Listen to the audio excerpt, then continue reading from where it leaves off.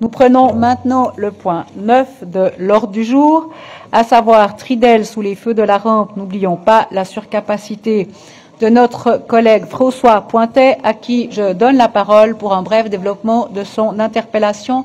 Monsieur le député, la parole est à vous. Merci Madame la Présidente, Mesdames, Messieurs les conseillers d'État, chers collègues. Tridel est sous le feu de la rampe. La direction s'est octroyé quelques bonus douteux. Mais d'autres points sont pour le moins discutables dans l'exploitation de cette usine. Et ces points méritent quelques questions.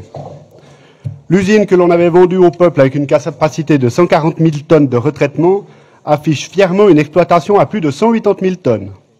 C'est beaucoup plus que les besoins de son bassin de population.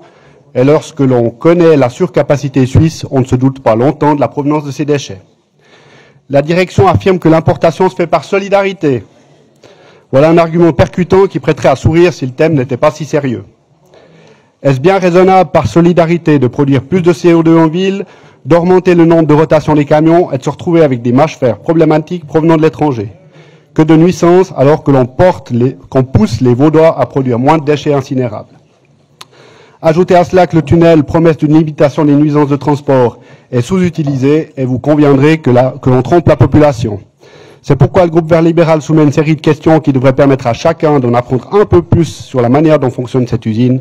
Et je remercie par avance le Conseil d'État pour ses réponses. Merci, Monsieur le député. Votre interpellation est donc transmise au Conseil d'État, qui a 3 mois pour y répondre à compter de ce jour. Et nous pouvons